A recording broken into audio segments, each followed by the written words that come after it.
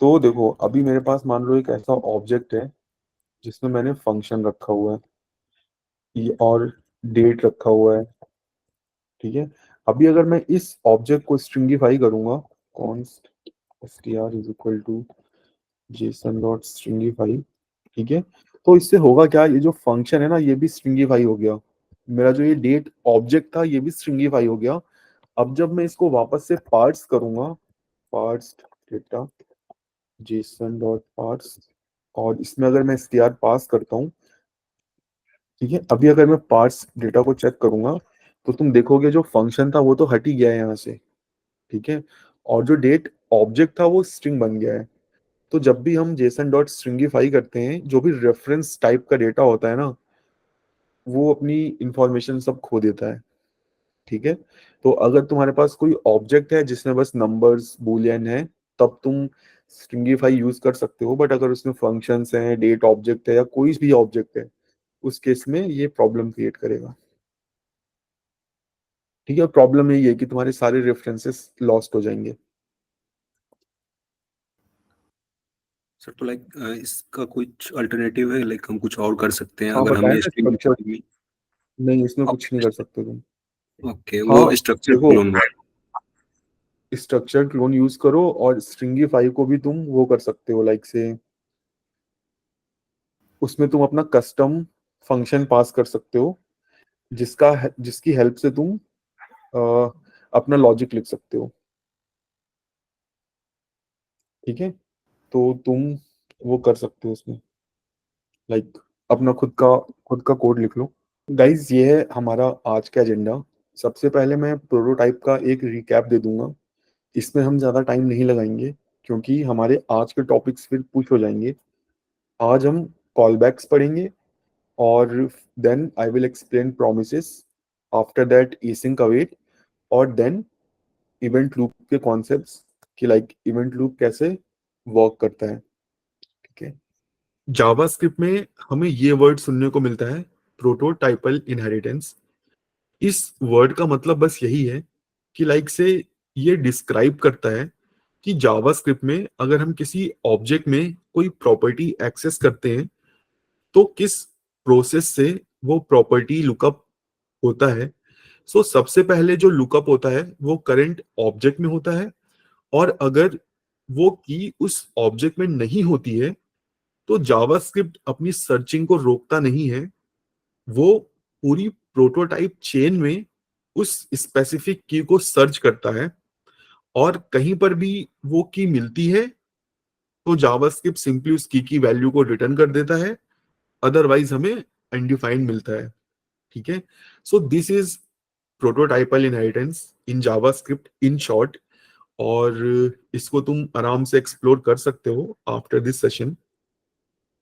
यहाँ पर सिंपली मैंने एक डिमॉन्स्ट्रेशन दिया है, एक सिंपली ऑब्जेक्ट मैंने क्रिएट किया है, और मैंने object dot to string function call किया है। बट एक एम्प्टी ऑब्जेक्ट में मैंने तो कुछ डिफाइन नहीं किया, तो यहाँ पे टू स्ट्रिंग कहाँ से आया?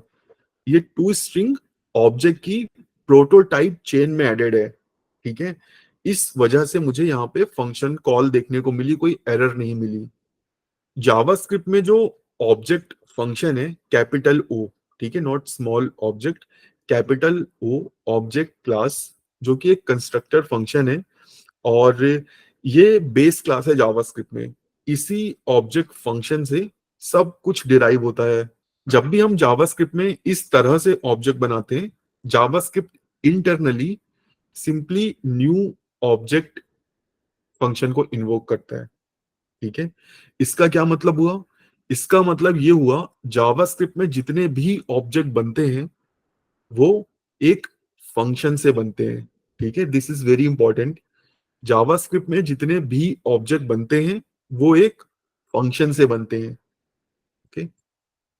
यहाँ पे तुम देख सकते हो, ये सिंपली यहाँ पर मैंने जो ऑब्जेक्ट फंक्शन है उसको कंसोल किया है, और हर हर फंक्शन में हमें एक प्रोटोटाइप की मिलती है। ठीक है। हर फंक्शन में तुम जावास्क्रिप्ट में कोई भी फंक्शन क्रिएट करो, उसमें तुम्हें बाय डिफॉल्ट एक प्रोटोटाइप की देखने को मिलेगी, जो कि सिंपली पॉइंट करती है एक ऑब्जेक्ट को। ठीक है। इसके बारे में हम आगे देखेंगे कि ये स्पेशल ऑब्जेक्ट क्या करता है।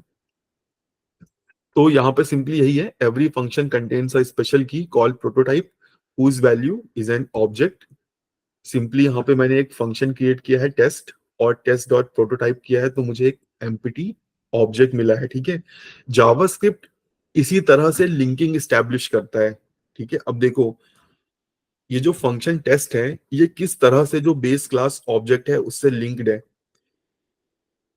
फंक्शन टेस्ट डॉट प्रोटोटाइप मुझे एक एम्प्टी ऑब्जेक्ट मिल रहा है, और हमें पता है ऑब्जेक्ट कैसे बनता है, न्यू ऑब्जेक्ट करके।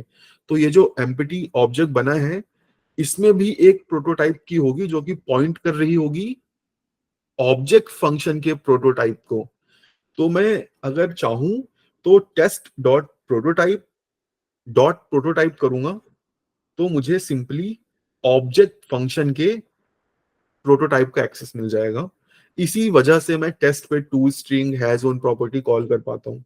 ठीक है, सिमिलरली एरे डॉट प्रोटोटाइप करोगे तो तुम्हें जो मेथड्स डिफाइंड है वो दिख जाएंगे। उससे होता क्या है, तो जावास्क्रिप्ट सिंपली इस लिंकिंग का यूज करके डिफरेंट ऑब्जेक्ट्स के बीच में लिंक एस्टेब्लिश करता है। ठीक है, दैट्स इट। अभी देखो यहाँ पर मेरे पास 3 ऑब्जेक्ट्स हैं। अभी मुझे लॉयन को लिंक करना है वाइल्ड से, और वाइल्ड को लिंक करना है एनिमल से। ठीक है, ये मैं कैसे कर सकता हूँ? अगर मैं इन तीनों ऑब्जेक्ट को डिटेल में देखूं तो कुछ इस तरह से बनते हैं। सिंपली न्यू ऑब्जेक्ट कॉल होगा, और इन तीनों ऑब्जेक्ट की जो प्रोटोटाइप प्रॉपर्टी है वो ऑब्जेक्ट डॉट प्रोटोटाइप को पॉइंट करेगी। ठीक है, बट मुझे कुछ ऐसा करना है कि लॉयन वाइल्ड को पॉइंट करे, वाइल्ड एनिमल को पॉइंट करे। ठीक है, तो मैं सिंपली क्या करूंगा, लॉयन की जो प्रोटोटाइप प्रॉपर्टी है वो चेंज कर दूंगा वाइल्ड, सो दैट अब लॉयन लिंक हो गया है वाइल्ड से, और वाइल्ड लिंक किससे है, ऑब्जेक्ट से। तो मैं पूरा बेस क्लास तक जा सकता हूँ, और इसके बाद में ये कर सकता हूँ लाइक से कि जो वाइल्ड है उसका भी प्रोटोटाइप मैंने एनिमल कर दिया। इससे क्या हुआ, मैंने एक लिंक स्टैब्लिश कर लिया। अब लॉयन डायरेक्टली ऑब्जेक्ट से नहीं लिंक्ड है, लॉयन लिंक्ड है वाइल्ड से, वाइल्ड लिंक्ड है एनिमल से, और एनिमल लिंक्ड है ऑब्जेक्ट से। ठीक है, और ये एक डिमॉन्स्ट्रेशन है कि जावास्क्रिप्ट में जो फंक्शंस होते हैं ना, वो सिंपली एक वेरिएबल या एक ऑब्जेक्ट होते हैं। हमें दिखता है ये फंक्शन है, बट इंटरनली जावास्क्रिप्ट इस तरह से फंक्शन क्रिएट करता होगा। ठीक है, तुम ये कोड ट्राई कर सकते हो, इट विल वर्क। सिंपली तुम एक फंक्शन क्रिएट कर सकते हो, जो स्टार्टिंग के आर्ग्यूमेंट्स होते हैं वो है कॉमा सेपरेटेड आर्ग्यूमेंट्स, और लास्ट में फंक्शन बॉडी। ठीक है, so this some is a valid function, it can be called. और यहाँ पर मैंने वो सारी टर्म्स जो तुम्हें सुनने को मिलेंगे उनका एक शॉर्ट डिस्क्रिप्शन ऐड कर रखा है। प्रोटोटाइप एक की होती है जो हर फंक्शन में होती है, जो एक ऑब्जेक्ट को पॉइंट करती है, और जो भी तुम प्रोटोटाइप में ऐड करते हो वो फंक्शन से बने हुए सारे इंस्टेंस के ऑब्जेक्ट के साथ शेयर कर सकते हो। ठीक है, नेक्स्ट अंडरस्कोर अंडरस्कोर प्रोटो, ये एक गेटर और सेटर फंक्शन होता है जो तुम्हें किसी भी ऑब्जेक्ट का प्रोटोटाइप रिटर्न करके देता है। अगर तुम्हें चेक करना है किसी ऑब्जेक्ट का प्रोटोटाइप क्या है, तो simply object dot underscore underscore proto underscore underscore. एक तुम्हें और चीज दिखेगी, स्क्वायर ब्रैकेट प्रोटोटाइप। ये सिंपली एक हिडन प्रॉपर्टी है जो तुम जब ऑब्जेक्ट को कंसोल करोगे तो इंस्पेक्ट पैनल में ही देख सकते हो, उसको तुम वाया जावास्क्रिप्ट कोड एक्सेस नहीं कर सकते। तो underscore underscore proto underscore underscore और स्क्वायर ब्रैकेट प्रोटोटाइप तुम्हें एक ही चीज रिटर्न करके देंगे। Only difference is underscore underscore proto underscore underscore JavaScript के थ्रू एक्सेसिबल है। ठीक है, और at the end underscore underscore proto underscore underscore underscore की जगह तुम यूज कर सकते हो object dot gate prototype of, या फिर object dot set prototype of. ठीक है, ये इन शॉर्ट कल की समरी है, और इनके बेस पे तुम क्वेश्चंस वगैरह ट्राई करो। कुछ टाइम बाद ये सारे कॉन्सेप्ट्स क्लियर हो जाएंगे। ठीक है, स्टार्टिंग में टाइम लेंगे, बट इवेंचुअली सब तुम समझ जाओगे। सो कॉल बैक्स, जावास्क्रिप्ट में हम जो भी कोड लिखते हैं वो सिंक्रोनस रन होता है। सिंक्रोनस का क्या मतलब है, लाइक से लाइन बाय लाइन। अगर मैं एक वेरिएबल क्रिएट करता हूँ num इज इक्वल टू 90 और const num2 is equal to 89, और यहाँ पे मैं एक न्यू वेरिएबल क्रिएट करूँ रिजल्ट, और यहाँ पे मैं ऐड करूँ इन दोनों को, जब ये कोड एग्जीक्यूट होगा पहले लाइन नंबर 5 एग्जीक्यूट होगी, देन 6, देन 8। जो कोड का फ्लो है वो टॉप टू बॉटम रहता है। कोड के फ्लो को हम ब्रेक नहीं कर सकते हैं, ठीक है। इनिशियल डेज में सेट टाइम आउट लोग यूज करते थे। फॉर एग्जाम्पल, ये जो num1 है ये तो मेरे पास है, बट num2 मेरे पास लाइक से कहीं किसी फंक्शन से कैलकुलेट होके आ रहा है या किसी वाया एपीआई कॉल आ रहा है। तो जनरली इजी सॉल्यूशन लोगों को क्या क्या लगता था कि हम सेट टाइम आउट यूज कर लें, ठीक है, और एक जेनरस टाइम डिसाइड कर लें कि भाई 10 सेकेंड्स में तो डेटा आ ही जाएगा, ठीक है। और फिर हम क्या करेंगे, फिर हम जो डेटा आया है उसको यूज करके हम सम को कैलकुलेट करेंगे। इस तरीके में बस प्रॉब्लम यही है कि ये जो टाइम आउट हम स्पेसिफाई कर रहे हैं ये गारंटीड नहीं है कि लाइक से इतने टाइम बाद मेरे पास डेटा आ ही जाएगा, ठीक है, या फिर इतने टाइम बाद मेरा सेट टाइम आउट कॉल ही होगा। क्या पता मेरा ब्राउजर ब्लॉक्ड है, कोई हैवी टास्क चल रहा है और इस सेट टाइम आउट को मौका ही नहीं मिला एग्जीक्यूट होने का, ठीक है। तो ये तरीका वहां पे फेल हो जाता है। अब फिर इसको इम्प्रोवाइज करने के लिए हमारे पास कॉल बैक सिस्टम है। कॉल बैक सिस्टम सिंपली यही बोलता है कॉल मी बैक, ठीक है। जब भी काम हो जाए मुझको कॉल कर लो। ये जो मैंने यहाँ पर कोड लिखा है सेट टाइम आउट, यहाँ पे मैंने ये फंक्शन पास किया है, ठीक है। This function called a call back function, एक ऐसा फंक्शन जो हम किसी दूसरे फंक्शन में पास करते हैं कुछ टाइम बाद इवेल्युएट होने के लिए, वो फंक्शन कॉल बैक फंक्शन कहलाता है। यहाँ पर ये जो एरो फंक्शन है इसको मैंने पास किया है सो दैट ये 10 सेकेंड बाद कॉल हो सके, तो ये एक कॉल बैक फंक्शन है, ठीक है। अब ये कॉल बैक वर्ड तुम जावास्क्रिप्ट में बहुत सुनोगे, ठीक है, तुम्हारा इससे बहुत ज्यादा इंटरेक्शन होगा। लोग कहेंगे कॉल बैक पास कर लो, कॉल बैक कॉल हुआ कि नहीं हुआ, कॉल बैक में क्या मिल रहा है। इन सारे वर्ड्स का मतलब यही है जब कोई काम हो जाए तब ये काम करो। जनरली हम कॉल बैक फंक्शन पास करते हैं और कई बार कोई लाइब्रेरीज हमें कॉल बैक फंक्शन देती हैं कि जब ये काम हो जाएगा तो ये फंक्शन कॉल होगा, तुम्हें जो करना है वो इसमें तुम कर लो, ठीक है। अब कॉल बैक फंक्शन का यूज हम कैसे करते हैं, फॉर एग्जाम्पल मेरे पास एक फंक्शन है, फंक्शन गेट डेटा, ठीक है, जहां पे फॉर एग्जाम्पल कोई हैवी काम हो रहा है, वाइल एक वेरिएबल क्रिएट कर लेता हूँ लेट, ठीक है। सो कंसिडर लाइक ये मे बी 10 ms का डिले होगा, ठीक है, और इतने टाइम बाद मुझे num2 की वैल्यू मिल रही है, ठीक है। बट यहाँ पे तो मैं लाइक से रिजल्ट, यहाँ पे मैं डायरेक्टली वैल्यूज को ऐड कर रहा था। अब मैं वेट नहीं कर सकता इतने टाइम तक जब तक ये क्या बोलते हैं डेटा तुम्हारा रन हो। मुझे तो इमीडिएटली इसको रन करना है और मैं ऐसा करूंगा तो मेरे पास डेटा है नहीं। मैं क्या करूंगा, मैं सिंपली लाइक से या तो यहाँ पे नम भेज दूं, ठीक है, कि जब भी डेटा आ जाए इसको ऐड कर दो।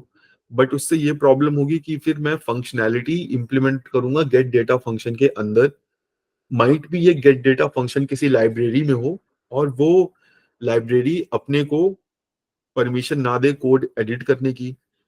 इस केस में मैं एक एक फंक्शन क्रिएट करूंगा ऐड इट, ठीक है। और सिंपली मैं एक्सपेक्ट करूंगा कि जब ये फंक्शन कॉल हो मुझे इसमें num2 मिले, ठीक है। और num1 मेरे पास यहाँ पर है ही। अब मैं यहाँ पे वाया क्लोजर कॉन्स्ट, मुझे पता है कि ये जो num है ये मुझे यहाँ पे इजिली मिल जाएगा, तो num1 plus num2, that's it, result. और अब ये जो एड इट फंक्शन है, अब ये कॉल बैक फंक्शन कहलाएगा क्योंकि मैं इसको पास करने वाला हूँ, ठीक है। अगर मैं एडिट को पास ना करूं तो this is a normal function, ठीक है, यहाँ पे कोई कॉल बैक वगैरह कुछ नहीं है। जैसे ही मैं इस एडिट फंक्शन को एक दूसरे फंक्शन में एज अ आर्ग्यूमेंट पास करूंगा, ये एक कॉल बैक फंक्शन कहलाएगा। और सिंपली मैं यहाँ पे एफ एन या सी बी तुम्हें देखने को मिलेगा, सी बी या फिर कॉल बैक। मैं जनरली सी बी ही लिख लेता हूँ, शॉर्टर रहता है, सीबी मींस कॉल बैक। और जैसे ही कैलकुलेशन होगी मैं सिंपली यहाँ पे सीबी को कॉल कर लूंगा और num2 पास कर दूंगा। और अभी अगर इसको हम रन करेंगे तो सी मुझे यहाँ 180 देखने को मिल रहा है। इसको थोड़ा देखते हैं, तो ये है कॉल बैक्स, ठीक है। सिंपली हम एक फंक्शन को दूसरे फंक्शन में पास करते हैं कुछ टाइम बाद कॉल होने के लिए, ठीक है। That's pretty much straight forward. अब इस कॉलबैक्स की कुछ प्रॉब्लम्स हैं। प्रॉब्लम्स क्या है? जो सबसे बड़ी प्रॉब्लम है जो तुमने हर जगह सुनी होगी, कॉलबैक हेल, ठीक है। कॉलबैक हेल क्या है? फंक्शन ए, फंक्शन बी, ठीक है। मैंने ए के अंदर फंक्शन बी को कॉल किया। इसको टाइप करने से अच्छा ना मैं गूगल में फाइंड करके तुमको इमेज दिखा देता हूँ, ठीक है। ये देखो, अब यहाँ पर हम सिंपली क्या कर रहे हैं, एक मेरे पास आउटर फंक्शन है ए, और फिर एक उसके अंदर बी फंक्शन कॉल हो रहा है। उसमें फिर हम एक ये जो फंक्शन रिजल्ट भी है ये हम एज अ कॉल बैक दे रहे हैं। देन उसके अंदर एक और फंक्शन है, देन डी, उसके अंदर एक और फंक्शन है ई, उसके अंदर एक और फंक्शन है एफ। तो इस तरह से नेस्टेड फंक्शन कॉल्स बन जाती हैं जिसको हम बोलते हैं कॉल बैक हेल, ठीक है। अब लोगों को लगता है कि ये एक प्रॉब्लम है, ठीक है, but in reality this is a problem of the developer जिसने ये कोड लिखा है, ठीक है। इस कोड को बहुत अच्छे तरीके से लिखा जा सकता था। जैसे कि तुम यहाँ पर देख रहे हो, ये जो ए फंक्शन, ए के बाद ये जो फंक्शन पास हुआ है, यहाँ पे ऐसे क्यों पास कर रहे हो? सिंपली इसको नीचे नीचे क्रिएट करो जैसे कि मैं यहाँ पर कर रहा हूँ। इस बंदे ने क्या किया, जो भी ये डेवलपर है, बेसिकली फंक्शन ए कॉल कर रहा है वो, और फिर उसके अंदर कुछ इस तरह से भेज रहा है, ठीक है। और फिर इस बी फंक्शन जो उसने पास किया है, ये जो फंक्शन उसने पास किया है, उसके अंदर वो अगेन कोई कोई तीसरा फंक्शन कॉल कर रहा है और उसमें फिर से कुछ इस तरह से फंक्शन पास कर रहा है। तो this is a problem of the developer, ठीक है, नॉट द प्रॉब्लम ऑफ कॉलबैक्स। जब तुम किसी भी चीज को एक्सप्लॉइट करोगे तो प्रॉब्लम्स तो आएंगी ही आएंगी।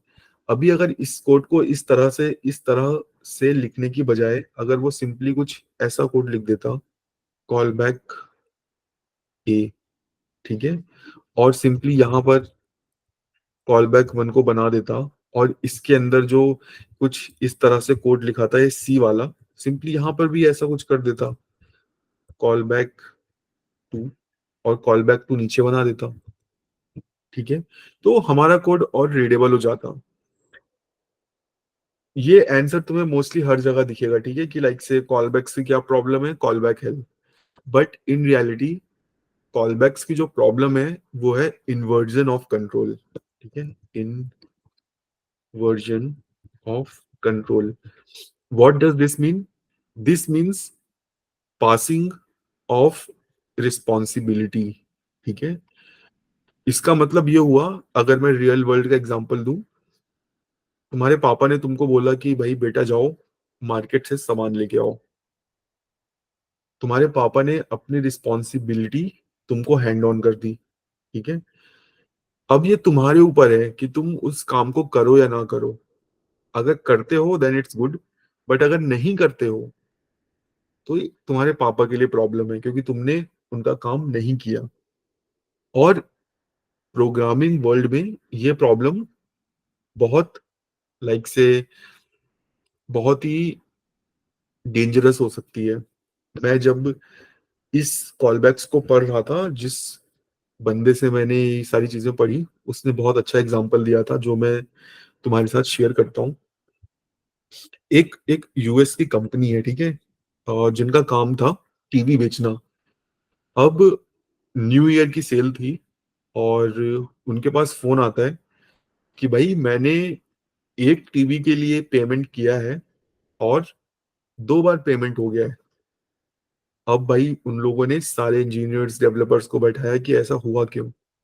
तो प्रॉब्लम जो उनको पता चली, उन्होंने एक थर्ड पार्टी लाइब्रेरी यूज की थी पेमेंट के लिए।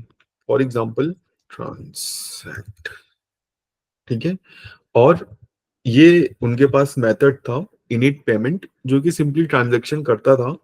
और ये इनिट पेमेंट मेथड उन्होंने एक थर्ड पार्टी लाइब्रेरी को पास किया था जो कि रिस्पॉन्सिबल थी पेमेंट करने के लिए। फॉर एग्जांपल बाय नाउ, इनी इनिट, ठीक है, उसमें उन्होंने सिंपली इनिशियल पेमेंट को as a callback pass कर दिया। अब समहाउ ये जो बाय नाउ इनिट फंक्शन था, फंक्शन बाय नाउ इनिट, इसने इस इनिट पेमेंट को 2 बार कॉल कर लिया। ठीक है, अब दिस इज अ प्रॉब्लम। फिर उन लोगों ने क्या किया कि ठीक है, 2 बार कॉल कर लिया, कोई बात नहीं, हम हमारे पास लाइब्रेरी का कंट्रोल नहीं है, बट हमारे पास हमारे कोड का तो कंट्रोल है। उन्होंने दिमाग लगाया, उन्होंने क्या किया, एक वेरिएबल बनाया लेट कॉल्ड, और उसको फॉल्स रखा। ठीक है, और फिर सिंपली इनिट पेमेंट मेथड में चेक कर लिया, इफ नॉट कॉल्ड या सिंपली इफ कॉल्ड रिटर्न, और कॉल्ड को ट्रू कर दिया। ठीक है, अब उनको लगा कि वाओ हमने कोड फिक्स कर दिया है। कोड गया क्यूए के पास, और क्यूए ने कोड रिजेक्ट कर दिया। रिजेक्ट इसलिए कर दिया, उन्होंने बोला कि लाइब्रेरी में तो चलो ठीक है, उन्होंने 2 बार कोड, उन्होंने 2 बार फंक्शन कॉल कर लिया, और हमने चेक ऐड कर दिया कि अगर ऑलरेडी कॉल्ड है तो दोबारा कॉल मत करो। बट व्हाट इफ लाइब्रेरी ने फंक्शन कॉल ही नहीं किया, तब क्या करोगे?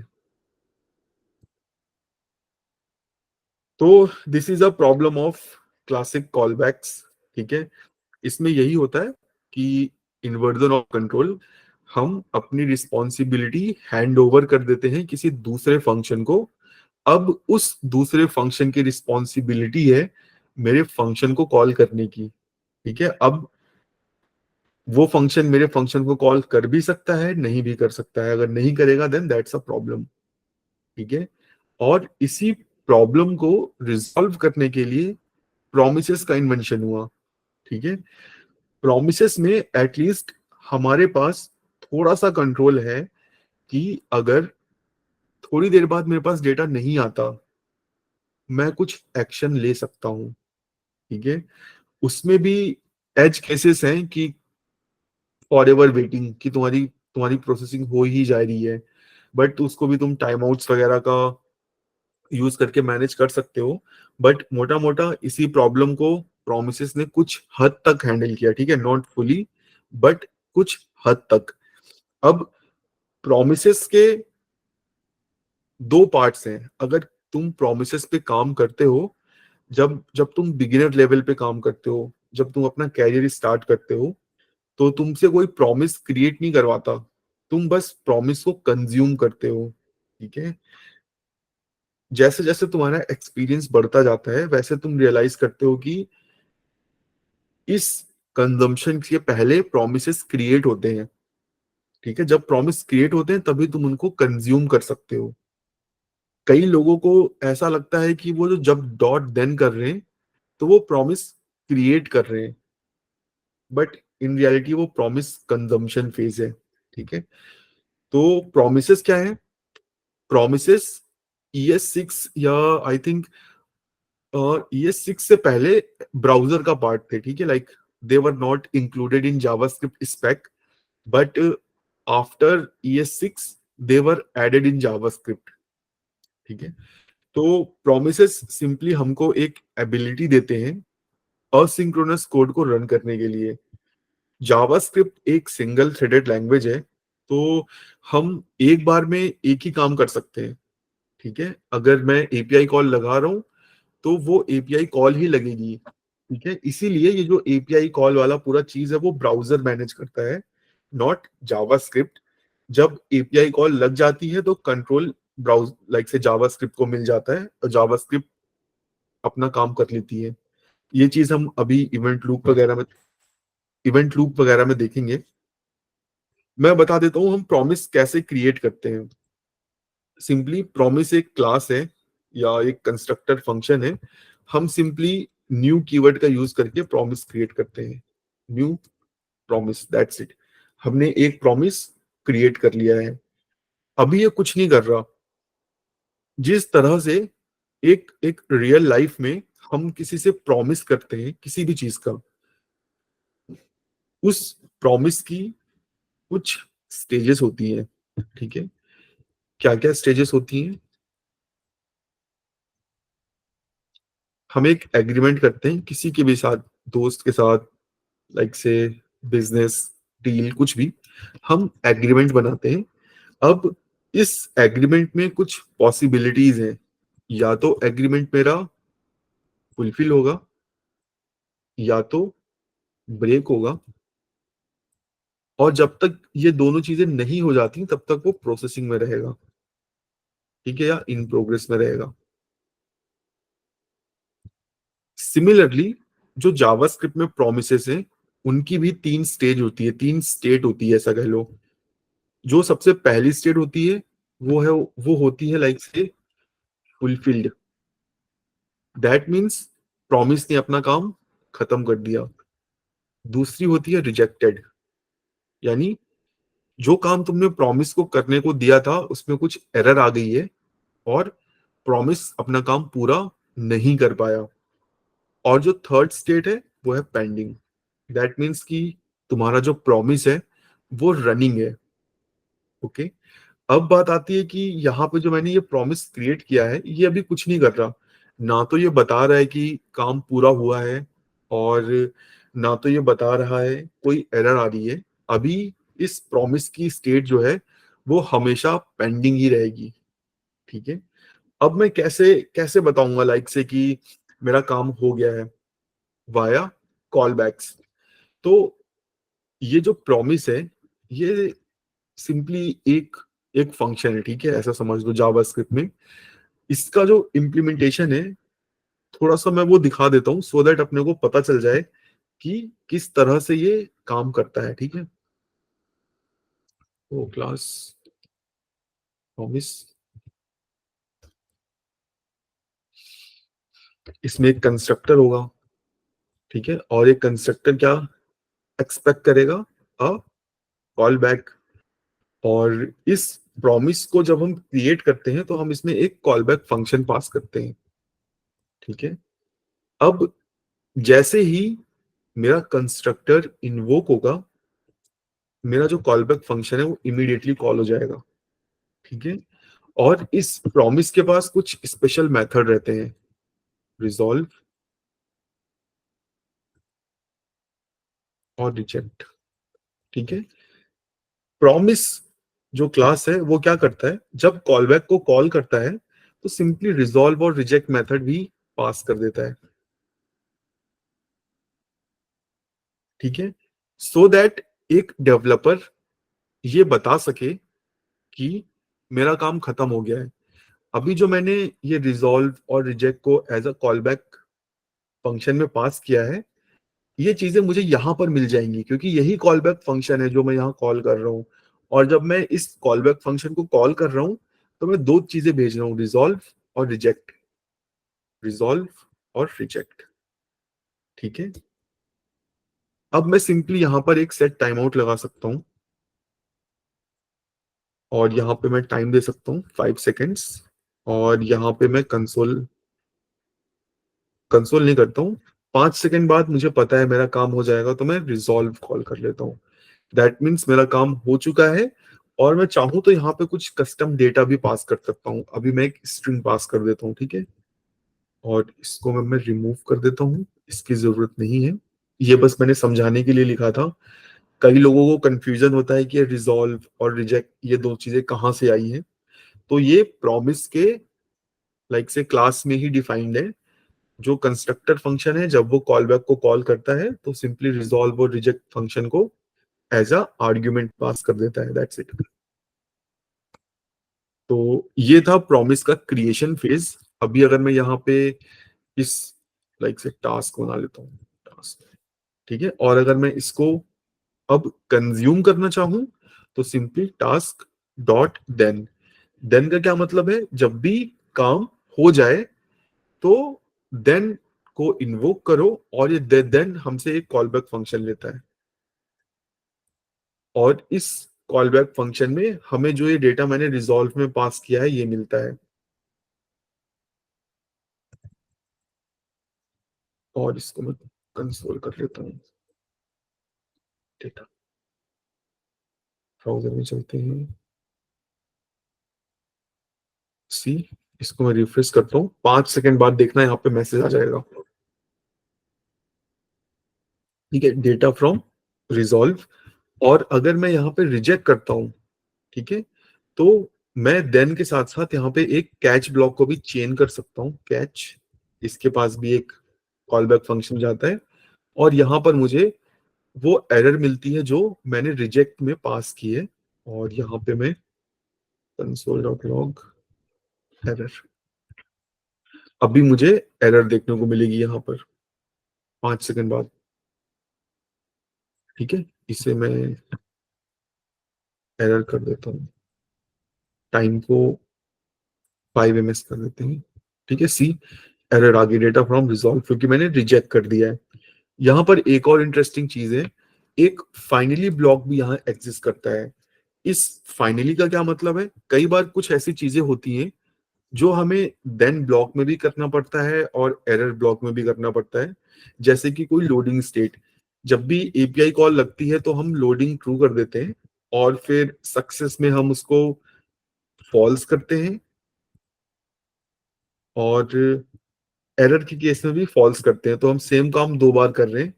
ये काम हमें दो बार ना करना पड़े, इसके लिए फाइनली ब्लॉक है। फाइनली ब्लॉक तब चलता है जब तुम्हारा देन और कैच ब्लॉक एग्जीक्यूट हो जाता है, और ये हमेशा चलता है। देन खत्म होगा तब भी चलेगा, कैच खत्म होगा तब भी चलेगा। अगर मैं यहाँ पे कंसोल डॉट लॉग फाइनली कर दूं, कोड को रन करूं, तो सिंपली यहाँ पे फाइनली देखने को मिलेगा। ठीक है, तो जावास्क्रिप्ट में प्रोमिसेस कुछ इसी तरह से काम करते हैं। सिंपली हम प्रोमिसेस क्रिएट करते हैं इस तरह से, और उसको इस देन और कैच ब्लॉक का यूज करके कंज्यूम करते हैं। इसमें लाइक से कोई क्वेश्चन, कोई डाउट हो तो बताओ। अगर मैं फाइनली के बाद देन लिख दूं तो then that particular block also executes, right? Finally के वी बाद कैन चेक, वी कैन या चेक, क्योंकि ये और सारी कैच के चीजें बाद ना भी यार। लगा हाँ, सकते हैं। हाँ, कैच के ये बाद भी एक लिख देते हैं। कैच के जस्ट बाद तो कॉल होगा, that I am sure. See, yes ये यस। जितने भी देन और कैच ब्लॉक है ना, they they return a promise after resolving them. ठीक है, तो तुम कितने भी देन ब्लॉक को चेन कर सकते हो, कितने भी कैच ब्लॉक को चेन कर सकते हो। ठीक है, अभी मैं यहाँ पे अगर कैच के बाद एक देन ब्लॉक ऐड कर दूं, यहाँ पे मैं कंसोल डॉट लॉग 90 कर दूं, तो सी 90 भी मेरा दिखेगा यहाँ पे। जब भी हम डॉट देन ब्लॉक लिखते हैं ना, ऐसे समझो, जब भी हम डॉट देन ब्लॉक लिखते हैं, जावास्क्रिप्ट इंटरनली, ठीक है, जो प्रॉमिस की क्लास है, वो इंटरनली लाइक से ऑटोमेटिकली यहाँ पे ये रिटर्न कर देता है इस तरह से। ठीक है, इसी रीजन की वजह से मैं यहाँ पे डॉट देन अगेन कॉल कर पाता हूँ। ठीक है, और ये डॉट देन फिर से ये रिटर्न कर रहा होगा। और अगर तुम यहाँ से कुछ एक्सप्लिसिटली रिटर्न करते हो, अब तो ये प्रॉमिस नहीं रहा, अब तो मैं डॉट देन कैच वो चेंज नहीं कर सकता। ठीक है, but this is not the truth. हम अभी भी चेंज कर सकते हैं। क्यों? क्योंकि जब हम खुद से कुछ रिटर्न करते हैं तो ये ओवरराइड हो जाता है, जो वैल्यू हम रिटर्न करते हैं वो रिजॉल्व में चली जाती है और डेटा में मुझे यहाँ मिल जाएगी। Yeah. अच्छा, मैंने यहाँ पे इसे रिजॉल्व कर रखा है, सी। ठीक है, तो जो देन ब्लॉक होते हैं वो ऑटोमेटिकली एक रिजॉल्व्ड प्रॉमिस रिटर्न करते हैं।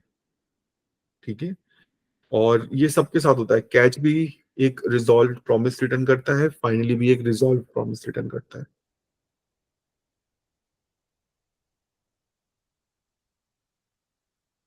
और ये जो रिजॉल्व और रिजेक्ट मैं कॉल कर रहा हूं, ये मुझे कैसे पता चलता है मुझे कॉल करना है? एज अ डेवलपर जब मैं प्रॉमिस बनाऊंगा, मुझे पता होगा राइट कि मेरा काम कब खत्म हो गया है। या तो एपीआई से डेटा आने के बाद। ठीक है, अभी अगर मैं रवि तुम्हारे क्वेश्चन का आंसर करूं यहाँ पे, तो मान लो मैं एपीआई से डेटा लगा रहा होता, फेच। ठीक है, डॉट देन इसी तरह से डेटा आता है राइट, अगर तुमने फेच वगैरह यूज किया होगा। ये सब जब फीचर। मेरे पास है ना, जब मेरे पास डेटा आ जाएगा, मैं तब रिजॉल्व कॉल कर लूंगा, दैट्स इट। तब मेरा ये देन ब्लॉक कॉल होगा। मैं बताऊंगा एज अ डेवलपर कि कब रिजॉल्व करना है, कब रिजेक्ट करना है। अगर मैं रिजॉल्व रिजेक्ट नहीं करूंगा तो मेरा प्रॉमिस हमेशा के लिए पेंडिंग स्टेट में चला जाएगा, देन ब्लॉक कभी कॉल नहीं होगा।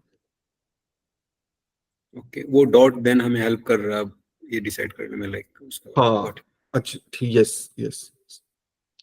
अब ये this is one of the example right. अभी अगेन जैसे मैंने तुम लोगों को बोला कि एग्जाम्पल स्पेसिफिक अपनी समझ को मत रखो।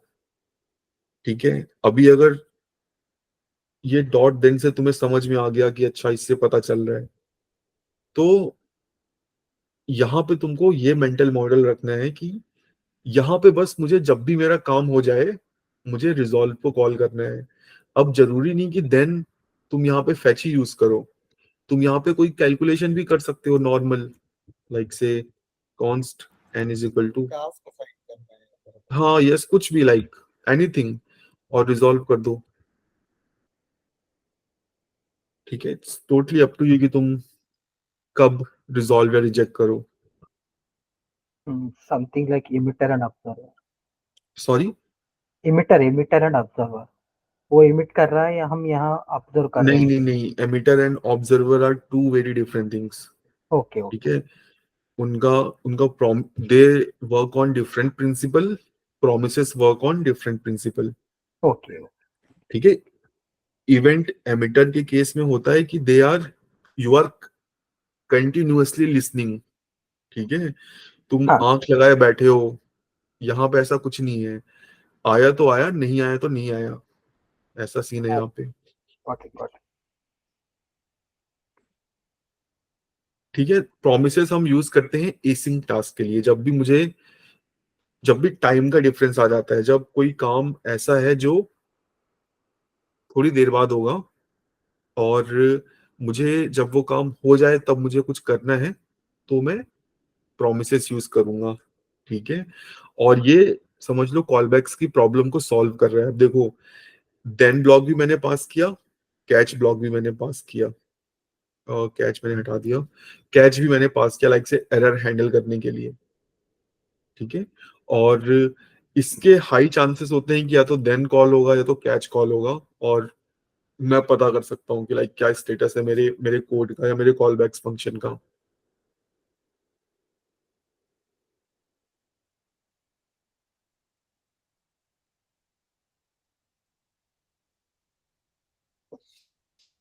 तो और इसमें बताओ, और क्या ऐसा है जो तुम्हें नहीं समझ आता? सर मुझे एक चीज पूछना है कि लाइक कॉल बैक का सिग्निफिकेंस एसिंक्रोनस प्रोग्रामिंग में ज्यादा है क्या? क्योंकि कॉल बैक हम हाँ, सिंक्रोनस में भी यूज करते हैं, यस, बट कॉलबैक्स। हाँ, एसिंक्रोनस में आई थिंक मुझे जानना है कि लाइक कॉलबैक्स कोई स्टैंड अलोन फीचर नहीं है।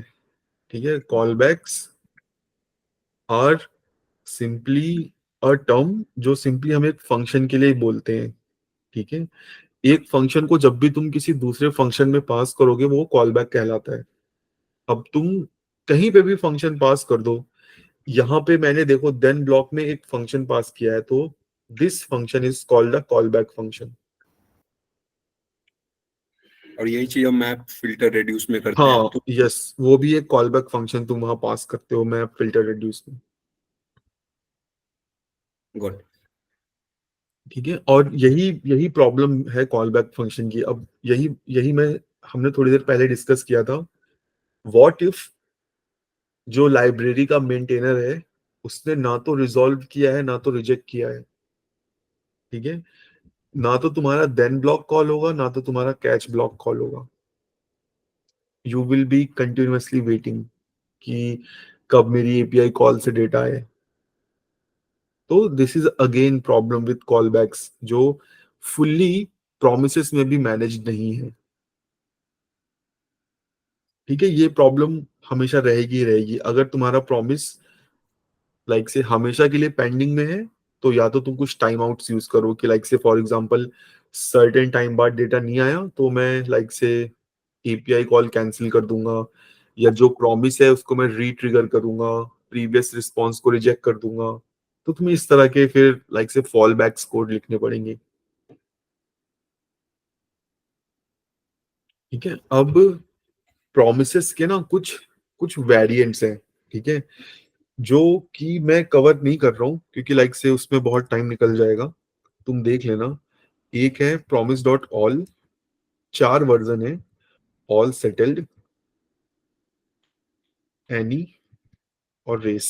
ठीक है, these are 4 variants of promise, जहां पे हम डिफरेंट डिफरेंट अप्रोचेस के हिसाब से इन मेथड्स का यूज करके मल्टीपल प्रोमिसेस को रन करते हैं।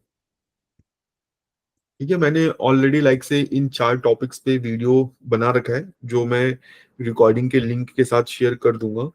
सो अगर तुम्हें प्रोमिसेस क्लियर है तो ये चारों मेथड्स तुम विद इन लाइक से 30 मिनट्स इजिली कवर अप कर सकते हो। ठीक है, अब देखो, प्रोमिसेस में जो प्रॉब्लम थी ना वो हमारे जो ह्यूमन ब्रेन है वो चीजों को ऊपर से नीचे स्कैन करता है लाइक से टॉप टू बॉटम। अभी जो बंदे नए नए जावास्क्रिप्ट में आते हैं उनको उनको क्या क्या दिक्कत आती है जावास्क्रिप्ट में, ये मैं हटा देता हूँ यहाँ से। अभी अगर मैं स्टार्ट कर रहा होता जावास्क्रिप्ट और मुझे इस तरह का कोड दिखता, मैं क्या इंटरप्रेट करता? मुझे मान लो प्रोमिसेस के बारे में नहीं पता, मैं सोचूंगा पहले लाइन नंबर 7 एग्जीक्यूट होगी, फिर लाइन नंबर 9 एग्जीक्यूट होगी, फिर लाइन नंबर 10 11, उसके बाद 12 13 14।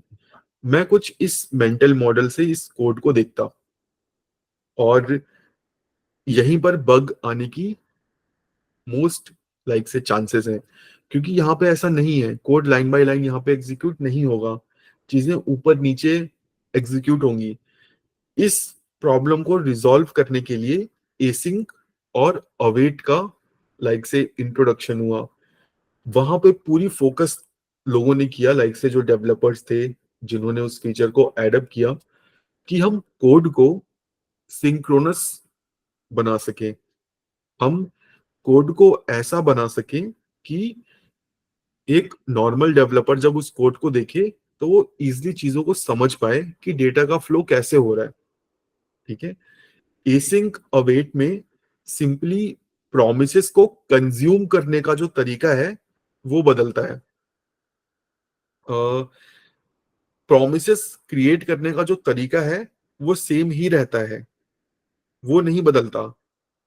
जिस तरह से हम प्रोमिसेस को कंज्यूम करते हैं बस वो तरीका बदल जाता है। ठीक है। अभी जैसे मैं इस प्रॉमिस को कंज्यूम कर रहा हूँ, टास्क डॉट देन इस तरह से कर रहा हूँ, तो इसका जो तरीका है बस वही बदलेगा। कैसे?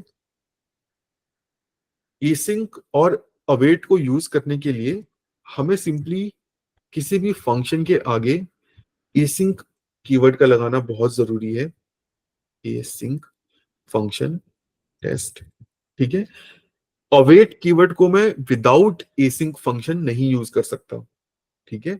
अगर मैं बाहर अवेट को यूज करूंगा तो माइट भी मुझे एरर देखने को मिले।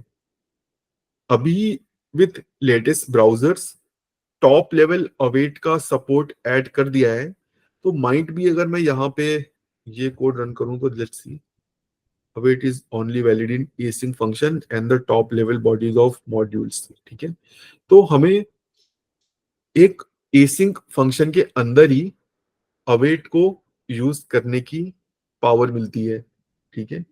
मैं सिंपली यहाँ पे एक फंक्शन क्रिएट करता हूँ टेस्ट और async। मैं यहाँ पर एक प्रॉमिस भी क्रिएट कर लेता हूँ, यार न्यू प्रॉमिस, और यहाँ पे मैं कॉल बैक फंक्शन में सिंपली एक फंक्शन पास कर देता हूँ रिजॉल्व और set time out.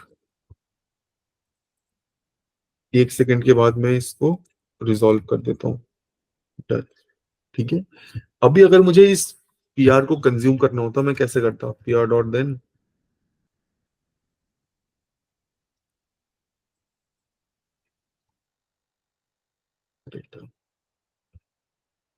From then, ठीक है। अभी थोड़ी अच्छा टेस्ट को मुझे कॉल करना पड़ेगा, ठीक है। Data from then, but with async await मैं सिंपली ऐसे कर सकता हूँ, अवेट सी, मुझे कोई देन ब्लॉक कुछ नहीं लिखना, मैं सिंपली अवेट और जो भी मेरा प्रॉमिस है, जब भी प्रॉमिस एग्जीक्यूट होगा तभी मेरी नेक्स्ट लाइन एग्जीक्यूट होगी, ठीक है।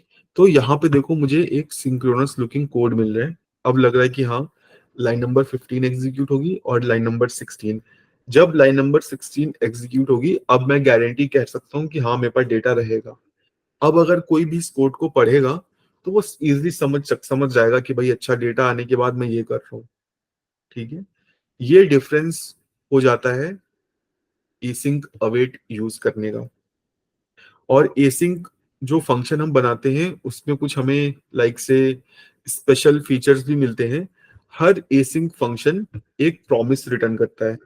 मैं इस टेस्ट फंक्शन में देन ब्लॉक लगा सकता हूँ,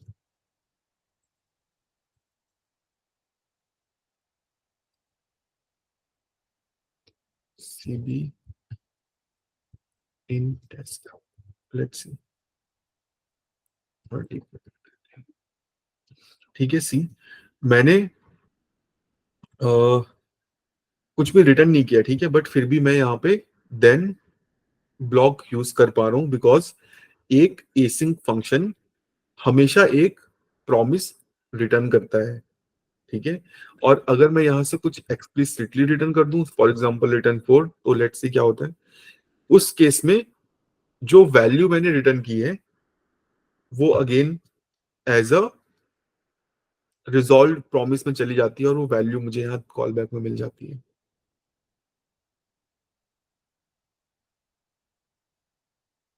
ठीक है। तो async await are just a syntactical sugar कि कैसे हम एक प्रॉमिस को कंज्यूम करते हैं, ठीक है। बस कंजम्पशन का पार्ट अलग होता है।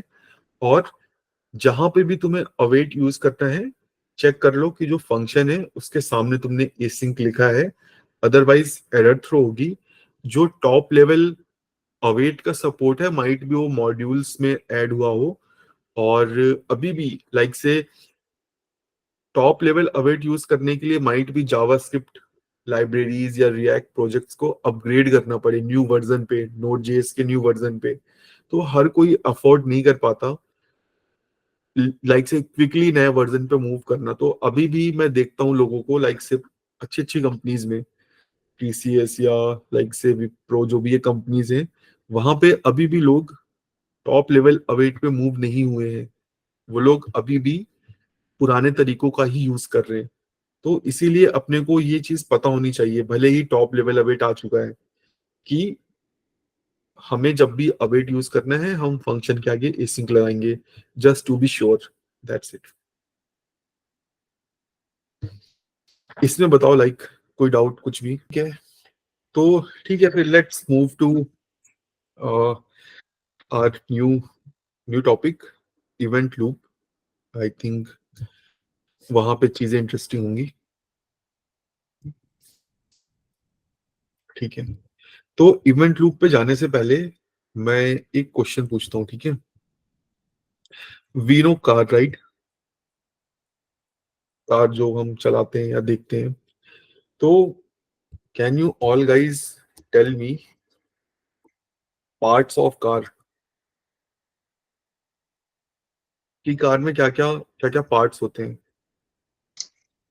Engine, steering, wheels, body. Engine, steering. कितने लोगों ने कार चलाई है, या कितने लोगों के पास कार है? कोई बोल सकता है? रोहन, तुम्हारे पास कार है? हाँ, हाँ है। ठीक है, परफेक्ट। बट मेरे पास कार नहीं है, ठीक है? एक इंपॉर्टेंट पार्ट होता है कार का, एक्सेल। ये पता है रोहन क्या होता है? नहीं। ठीक है, अब देखो, मेरे पास कार नहीं है, ठीक है, मैंने कभी कार नहीं चलाई, okay, but I know what axle is. Rohan ने के पास कार है, वो कार चलाता है, बट उसको नहीं पता एक्सेल क्या है। इसका मतलब ये नहीं है कि लाइक से रोहन कार नहीं चला सकता, वो मुझसे अच्छा कार चलाता है, ठीक है? मुझे अभी ड्राइविंग स्कूल जाना पड़ेगा, मैं कार चलाना सीखूंगा, तब जाके कहीं मैं रोड पे कार ले जा सकता हूँ। बट रोहन को ये नहीं पता एक्सेल क्या है, इससे कोई फर्क नहीं पड़ता उसकी ड्राइविंग स्किल्स पे, ठीक है? अब मैं दिखाता हूँ ये एक्सेल क्या होता है। एक्सेल सिंपली वो पार्ट होता है जो तुम्हारे टायर्स को जोड़ता है, ठीक है? ये, ठीक है, दिस इज एक्सेल। और अब ये मैंने ऐसा क्वेश्चन क्यों पूछा? इसलिए कि जरूरी नहीं कि तुम्हें इवेंट लूप आता हो तभी तुम एक अच्छा कोड लिख पाओगे, ठीक है? अगर इवेंट लूप तुम्हें नहीं आता तो उसका ड्रॉबैक बस यही होगा कि तुम जब कोई बग आएगा या जब तुम किसी प्रॉब्लम में फंसोगे तो तुम्हें माइट भी क्लिक ना हो कि ऐसा क्यों हो रहा है, ठीक है? अगर तुम्हें इवेंट लूप पता हो क्या होता है तो माइट भी तुम अच्छा कोड लिख पाओ, तुम उस पूरे सिस्टम को फील कर पाओ, ठीक है?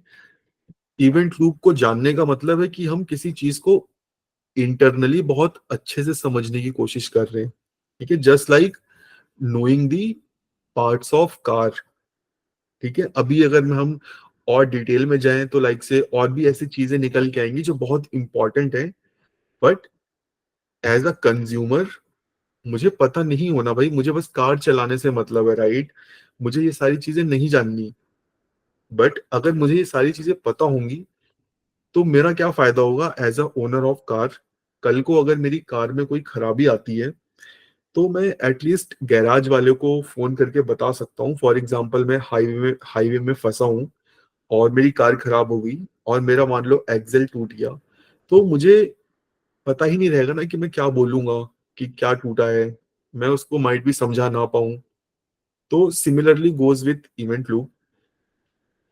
जनरली डे टू डे के सारे काम तुम कर लोगे, ठीक है? बस रेयर केसेस में जब कोई प्रॉब्लम आएगी माइट भी तुम वहां पे फंसो, ठीक है? और माइट भी फर्स्ट टाइम में तुम्हें चीजें क्लिक ना करें जो हम आज डिस्कस करें, कुछ टाइम बाद रिवाइज करो, मल्टीपल सोर्सेस से पढ़ो तो चीजें क्लियर हो जाएंगी। बट मैं बहुत इजी वे में समझाने की कोशिश करूंगा कि तुम्हें सारी चीजें समझ में आ जाएं। अब देखो, जैसे एक कार में कई सारे पार्ट्स होते हैं, इन सारे पार्ट्स का यूज करके एक कार बनती है, ठीक है, और वो चलती है।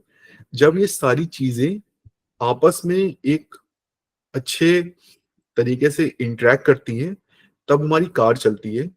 सिमिलरली इवेंट लूप में कई लाइक से event loop is just a part of JavaScript engine, और इवेंट लूप अकेले काम नहीं करता. Event loop is for example wheels.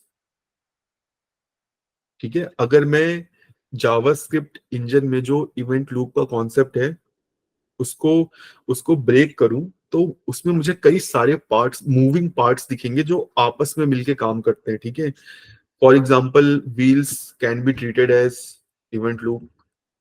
ठीक है, lights can be treated at call stack, और horns can be treated as a like say task queue. Seat can be treated as a web APIs. तो कई सारे parts मिलके event loop को काम करने लायक बनाते हैं. What is event loop? Event loop is just a pure function. ठीक है, सिंपली अगर मुझसे कोई पूछे इवेंट लूप बताओ, इवेंट लूप बनाओ, तो मैं सिंपली यही बोलता हूँ, event loop is just a function which runs infinitely. Simply this, while true, this is a event loop. ठीक है, लिटरली ऐसे ही काम करता है इवेंट लूप. इवेंट लूप बस एक फंक्शन है जिसके काम फिक्स्ड है. इवेंट लूप सर्टेन काम करता है और उसके वो काम फिक्स्ड है. ठीक है, क्या काम है, कैसे करता है, वो हम डायग्राम से समझेंगे. एक्सेल रॉ में चलते हैं, इसको मैं रिमूव कर देता हूँ. ठीक है, अब हम वो सारे पार्ट्स देख लेते हैं जो आपस में काम करते हैं. सबसे पहला जो पार्ट है वो है call stack.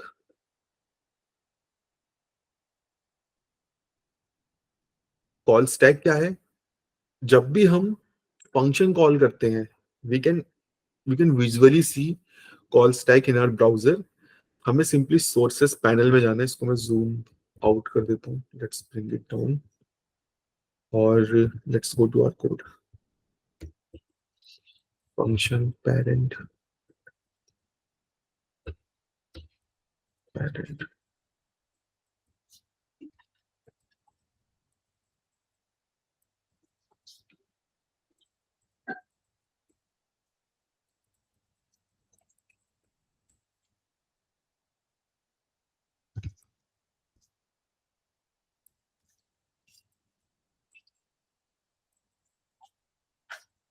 Just a second, let me prepare this. This is important. Otherwise, like से विजुअलाइज करना मुश्किल हो जाएगा. और चाइल्ड के अंदर I will simply create inner child.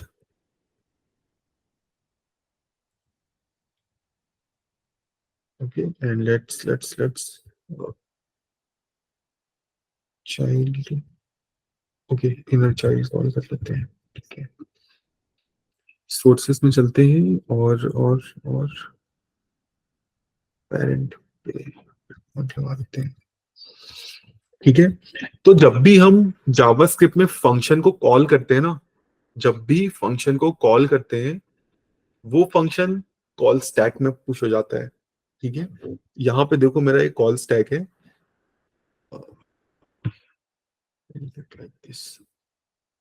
सी कहाँ गया कॉल स्टैक? अभी मेरे कॉल स्टैक पे सबसे टॉप पे क्या है बताओ guys, is this visible to you? Yes. ठीक है, कॉल स्टैक के सबसे टॉप में है पेरेंट. ठीक है, अभी अगर मैं एक स्टेप आगे जाऊं तो अभी भी कॉल स्टैक के टॉप में पेरेंट है. Let's move down a step inside parent. अभी क्या है कॉल स्टैक के टॉप पे? चाइल्ड है. अब मैं चाइल्ड फंक्शन के अंदर हूं. अभी भी चाइल्ड फंक्शन के अंदर हूं क्योंकि कंट्रोल लाइन नंबर 15 में है. अभी जब मैं एक स्टेप और अंदर जाऊंगा तो अब कॉल स्टैक में क्या आ गया है? Inner child. ठीक है, अभी जब इनर चाइल्ड का काम खत्म तो मेरा कॉल स्टैक से वो पॉप हो जाएगा. पॉप हो जा. ठीक है, अभी मैं चाइल्ड में वापस आ गया. अभी जब चाइल्ड फंक्शन का एग्जीक्यूशन खत्म तो ये भी कॉल स्टैक से बाहर आ गया. और पेरेंट, जब पेरेंट का एग्जीक्यूशन खत्म तो वो भी कॉल स्टैक से बाहर आ गया. ठीक है, तो सिमिलरली यही होता है कॉल स्टैक. जो भी फंक्शंस हम कॉल करते हैं वो कॉल स्टैक में लिटरली एक स्टैक की तरह पुश होते रहते हैं। और स्टैक कैसे काम करता है, लास्ट इन फर्स्ट आउट। ठीक है, तो सिंपली जो फंक्शन लास्ट में गया है वो पहले पॉप होगा। ओके, अब दूसरा component that is web APIs.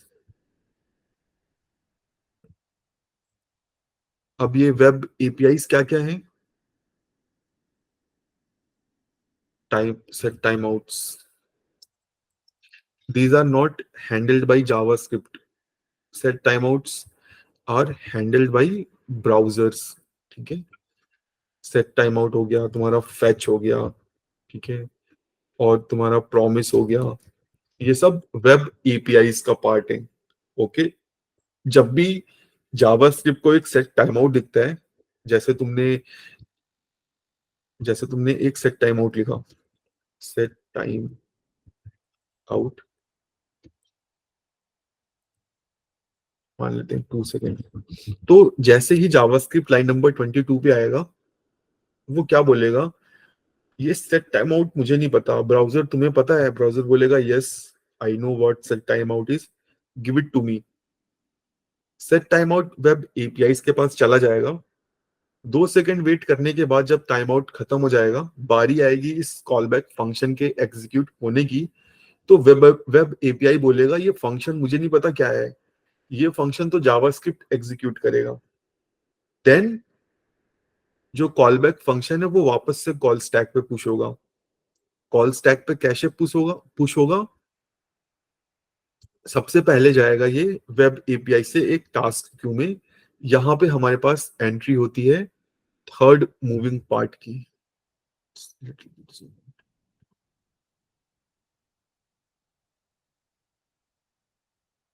This is a task Q.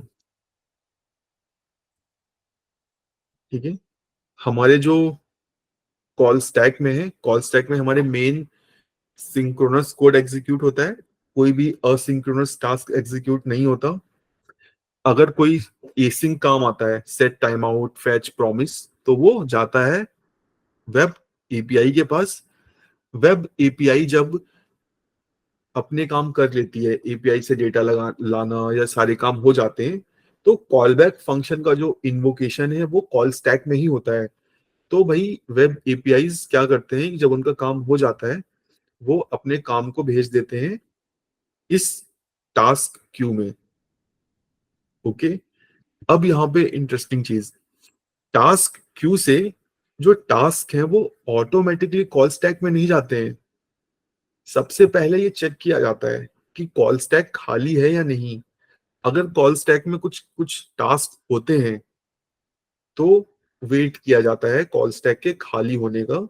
जब पूरा कॉल स्टैक खाली हो जाता है तब टास्क क्यू में से टास्क निकल के कॉल स्टैक में जाते हैं। और ये चेकिंग का काम कौन करता है? Guess what? Event loop. Event loop is just a function whose job is just to check task queue and call stack। अगर टास्क क्यू में टास्क वेटिंग में है तो चेक कॉल स्टैक, अगर कॉल स्टैक खाली है तो push that task into call stack, otherwise keep checking.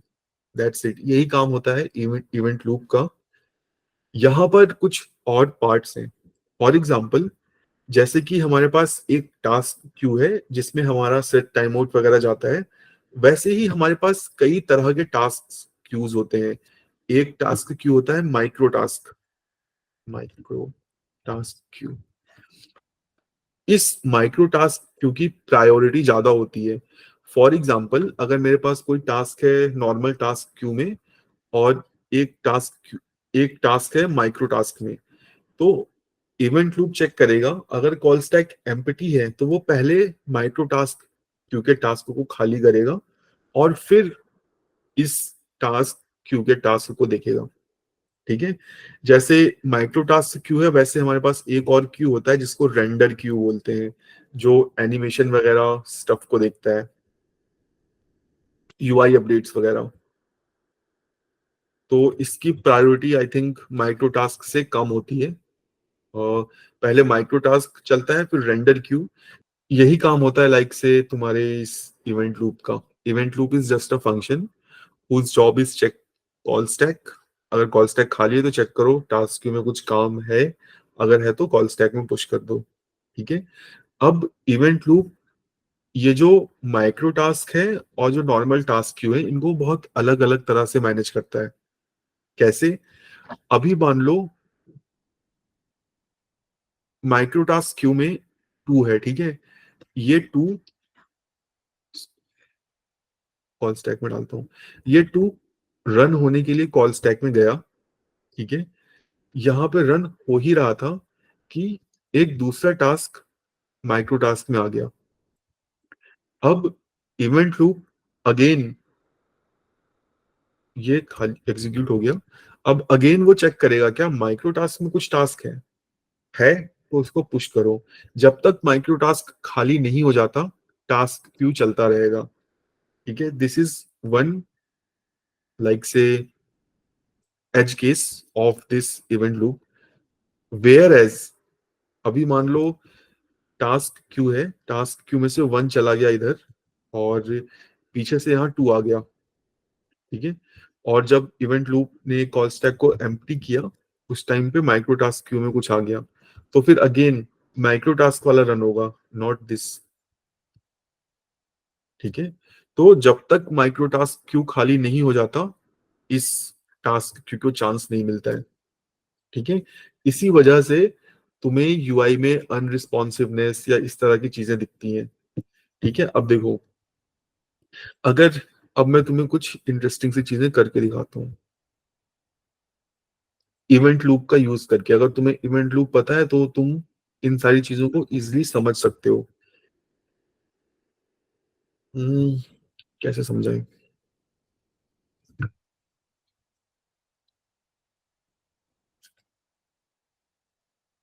For example, अगर मेरे पास एक फंक्शन है fn, ठीक है, और मैं इस fn फंक्शन के अंदर इस fn को कॉल कर लूं तो ये इनफाइनाइट रिकर्शन होगा और मेरा ब्राउजर हैंग हो जाएगा, राइट? इस बात पे एग्री करते हो?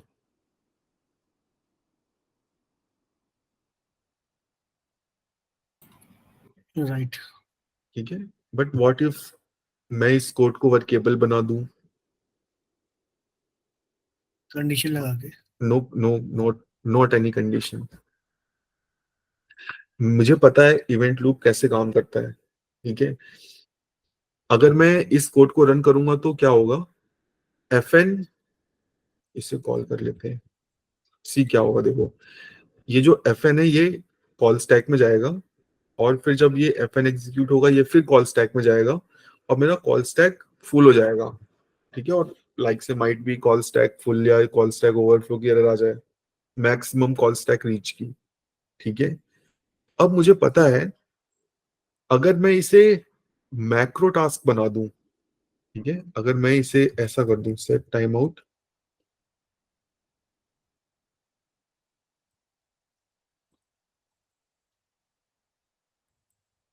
और भले ही मैं यहाँ पे 0 पास कर दूं और यहाँ पे मैं fn को कॉल कर लूं, ठीक है, इस केस में कोई दिक्कत नहीं आएगी, मेरा कोड एकदम अच्छे से वर्क करेगा। क्यों? क्योंकि यहाँ पर क्या होगा, जब फर्स्ट टाइम fn कॉल होगा fn कॉल स्टैक में जाएगा, जब सेट टाइम आउट वाली लाइन आएगी तो मेरा जो ये सेट टाइम आउट है ये वेब एपीआई के पास चला जाएगा। अब ब्राउजर के पास टाइम है कि वो बाकी काम कर ले। ठीक है। जब कुछ टाइम बाद सेट टाइम आउट खत्म हो जाएगा तो ये फिर से जाएगा टास्क क्यू में और वहां से अगेन कॉल स्टैक में और फिर दोबारा से साइकिल चलती रहेगी। हर बार हर इटरेशन पे ब्राउजर को टाइम मिलता रहेगा। तो अभी मैंने इस कोड को देखो रन कर दिया है और कोई दिक्कत नहीं है, मस्त चलता रहेगा।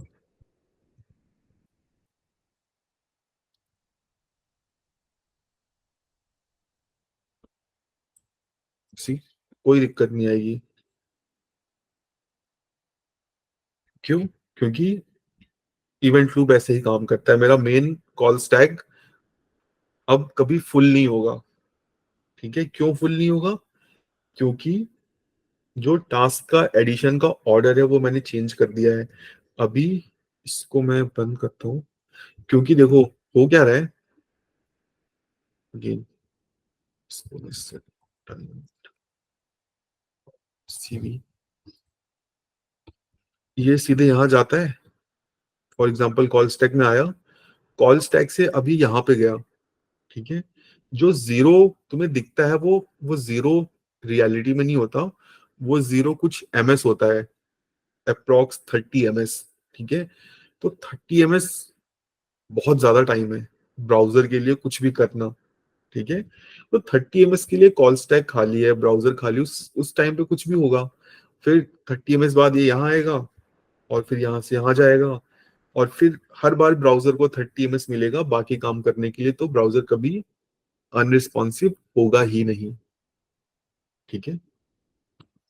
और इसके कुछ एग्जांपल्स भी देखो, मैं तुम्हें दिखा देता हूँ, लाइक से कि किस तरह से ऑर्डर ऑफ एग्जीक्यूशन मैटर करता है। इसको रिलोड कर लेते हैं। तुम्हें इस तरह के क्वेश्चंस कई सारे दिखेंगे, ठीक है। कंसोल ऐसे कंसोल 1 सेट टाइम आउट,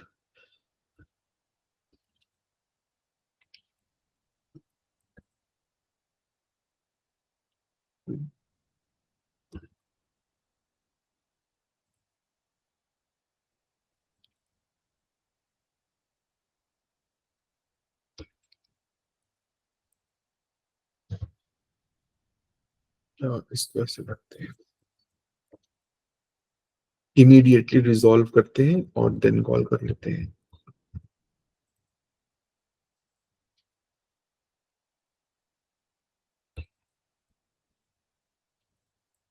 ठीक है, इसमें बताओ क्या लगता है, कैसे क्या ऑर्डर ऑफ एग्जीक्यूशन होगा।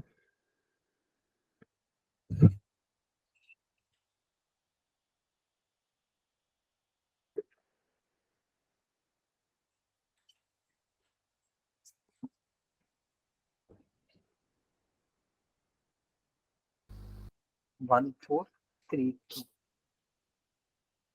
1 4 3 2, ठीक है, एक आंसर आ गया।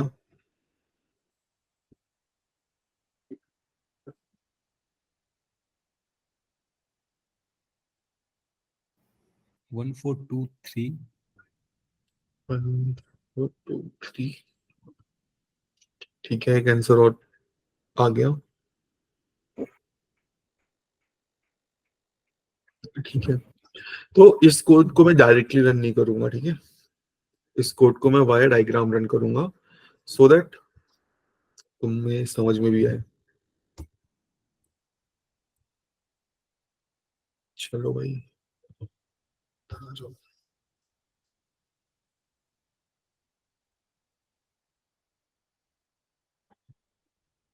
ओके, विजिबल, इसको या जूम करूं क्या मैं थोड़ा सा और।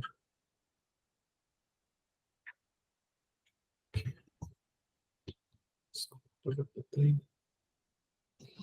ठीक है, तो अब देखो क्या होगा, या इसको उधर रखते हैं। कंसोल 1 कहाँ, ये कहाँ जाएगा, कॉल स्टैक में जाएगा, ठीक है। और कॉल स्टैक में जब जाएगा तो इसके बाद तो और कोई फंक्शन है नहीं, ठीक है। Console dot log is a single function, इसके अंदर हमने कोई फंक्शन कॉल नहीं किया है, तो ये इमीडिएटली एग्जीक्यूट हो जाएगा और मेरा कॉल स्टैक खाली हो जाएगा और मुझे आउटपुट में 1 मिलेगा, ठीक है, जो मैंने यहाँ साइड में लिख दिया है। अब क्या होगा, मेरा ये जो सेट टाइम आउट है ये कॉल स्टैक में जाएगा।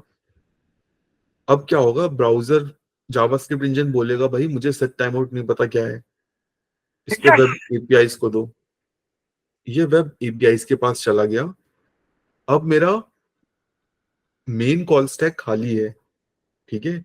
अभी मेरा एक इवेंट लूप की साइकिल कंप्लीट नहीं हुई है, ठीक है। ये चला गया है इधर। अब प्रॉमिस डॉट रिजॉल्व आता है, जावास्क्रिप्ट इंजन बोलेगा कि मुझे नहीं पता प्रॉमिस क्या है, वेब एपीआईज को दे दो, दे दिया, ठीक है। अब आता है कंसोल डॉट लॉग 4, ये डायरेक्टली एग्जीक्यूट हो जाएगा और कंसोल में मुझे 1 के बाद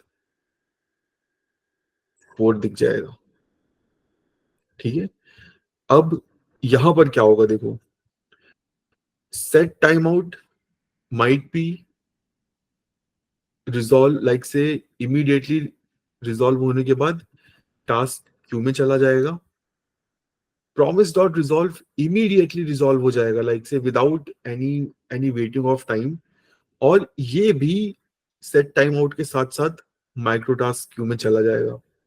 दोनों एक साथ माइक्रो टास्क क्यू में आ चुके हैं।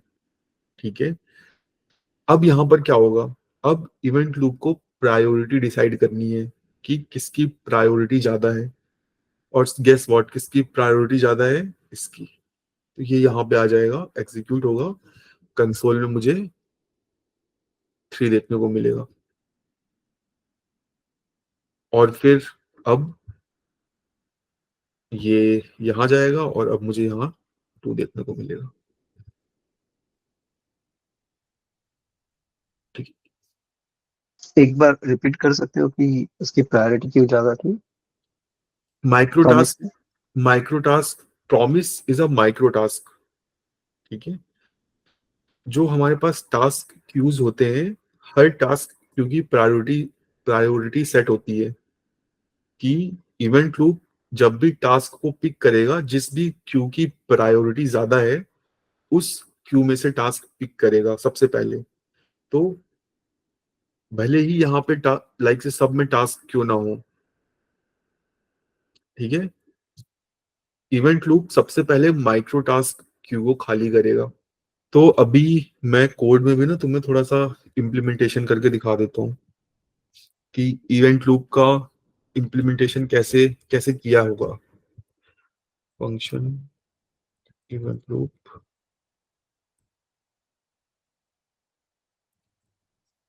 इवेंट लूप, ठीक है, क्योंकि अपने पास 7-8 मिनट है। सेट टाइम आउट,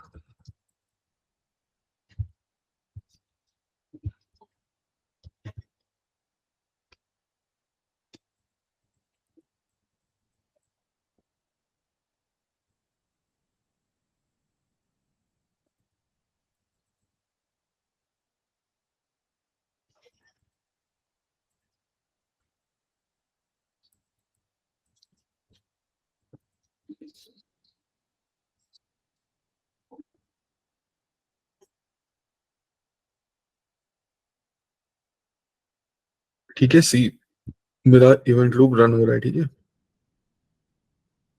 यहाँ पे तुमको दिख रहा होगा इतनी साइकिल्स चल चुकी हैं। मैं इसको थोड़ा सा लाइक से डिले कर देता हूँ। ठीक है, साइकिल 1, साइकिल 2, अब ये सिंपली इवेंट लूप ऐसे ही चलता रहता है। ठीक है, अब हमारे पास क्या होते हैं मुझे पता है, कुछ क्यूज होते हैं, टास्क क्यूज होते हैं, मैक्रो टास्क क्यू एक एरे है, कॉन्स्ट माइक्रो टास्क क्यू एक एरे है, कॉन्स्ट P1 किसकी है ज्यादा है, माइक्रो की, कॉन्स्ट P2 मैक्रो। ठीक है, अब और एक हमारे पास कॉल स्टैक है, कॉल स्टैक। ठीक है, तो अब हम क्या करते हैं, मुझे इस कॉल स्टैक में कुछ टास्क चाहिए, तो वो टास्क मैं कैसे ऐड कर सकता हूँ। इवेंट साइकिल मेरी हर 800 ms में चल रही है। मैं क्या कर सकता हूँ कि एक फंक्शन बना लेता हूँ, फंक्शन ऐड टास्क। ठीक है, और मैं क्या करता हूँ, एक हार्ड कोडेड एरे बना लेता हूँ टास्क। ठीक है, मैं इसे एरे ऑफ ऑब्जेक्ट बनाता हूँ। ठीक है, टाइप में रखता हूँ माइक्रो। ठीक है, और मैसेज रख लेते हैं। ठीक है, एग्जीक्यूटिंग माइक्रो। ठीक है, सिमिलरली मैं क्या करता हूँ, 3 टास्क बना लेता हूँ अलग अलग टाइप के, इसको मैं मैक्रो कर देता हूँ, मैक्रो, और इसको मैं लाइक से नॉर्मल जो टास्क होते हैं। ठीक है, मेरे पास एक टास्क एरे बन गया है, और इस ऐड टास्क का काम है simply for i is equal to let i equal to 0 से चल भाई, तो आई 80 तक चला लेते हैं, आई प्लस प्लस। और मुझे अब चाहिए 0 से लेके जो मेरी एरे की लेंथ है वो है 3, ठीक है, बट इंडेक्सिंग चलती है 0 से लेके 2, लाइक से 0 से चलेगी तो 2 तक चलेगी। मुझे सिंपली 0 से लेके 2 तक के बीच का एक रैंडम नंबर चाहिए। तो ठीक है, मैं सिंपली नेट से निकाल लेता हूँ। गेट,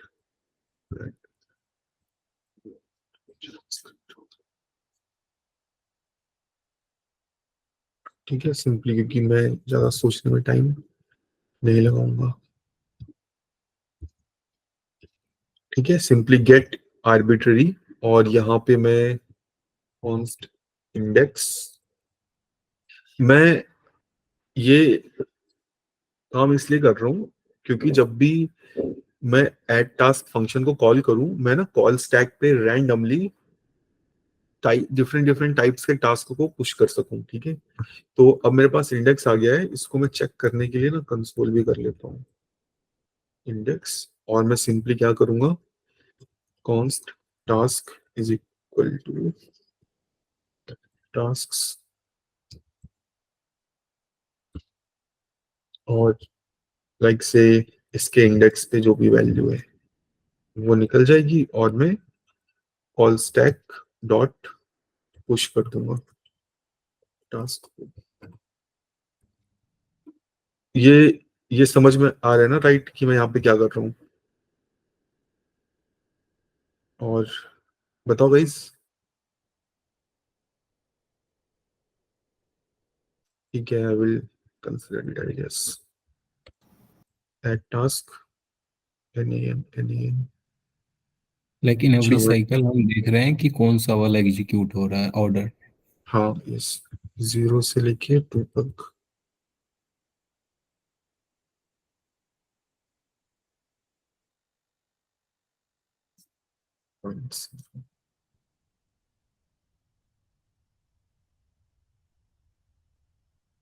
इसको मैं कर देता हूँ नेक्स्ट।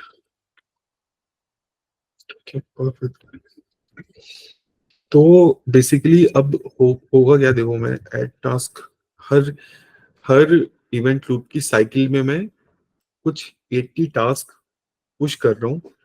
अब नेक्स्ट सेट टाइम आउट शुरू करने से पहले, नेक्स्ट साइकिल कॉल करने से पहले, मैं यहाँ पे चेक करूंगा। क्या चेक करूंगा? मुझे पता है माइक्रो टास्क क्यू की प्रायोरिटी ज्यादा है। मैं सिंपली चेक करूंगा while micro task queue dot length, जब तक माइक्रो टास्क क्यू की लेंथ खाली नहीं हो जाती तब तक टास्क को एग्जीक्यूट करते रहो। टास्क को मैं कैसे, t is equal to micro task queue dot unshift, unshift करने से आई बिलीव मुझे एरे का पहला एलिमेंट मिल जाता है, जस्ट अ सेकेंड, और एरे पॉप भी हो जाता है। ये मैं कंफर्म कर लेता हूँ, कॉन्स्ट ARR यस, नहीं ये नहीं, रिटर्न टाइम। शिफ्ट होगा ये। मुझे लास्ट इन फर्स्ट आउट जो लास्ट में ऐड हुआ है, मुझे वो चाहिए, या फर्स्ट इन लास्ट आउट चाहिए ना मुझे, तो जो पहले ऐड हुआ है तो मैं शिफ्ट शिफ्ट यूज करूंगा। माइट बी लाइक ये थोड़ा देखना पड़े, but let's go with shift. कहाँ गया लॉजिक मेरा? शिफ्ट, ठीक है, मेरे पास सिंपली टास्क आएगा, मैं इसको कंसोल कर दे रहा हूँ, दैट मीन्स कि एग्जीक्यूट हो गया। ठीक है, अब जब तक मेरा माइक्रो टास्क क्यू खाली नहीं होगा तब तक कोई और क्यू नहीं नहीं वो होगा, लाइक से एग्जीक्यूट। अब जब मैक्रो टास्क क्यू की बारी आएगी ना, तो देखो उसका एग्जीक्यूशन कैसे डिफर करेगा। मैं एक नई कॉपी क्रिएट करूंगा, copy of macro structured clone macro.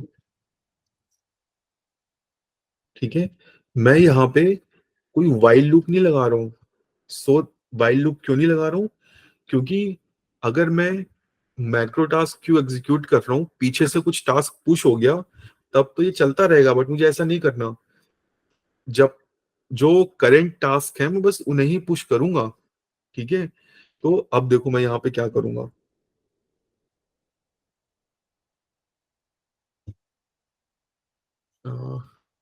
Just a second.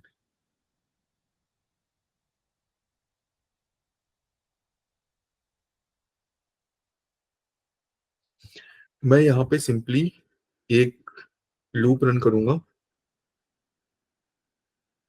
while copy of macro dot length, जब तक इसमें लेंथ रहती है तब तक सिंपली सेम काम करूंगा।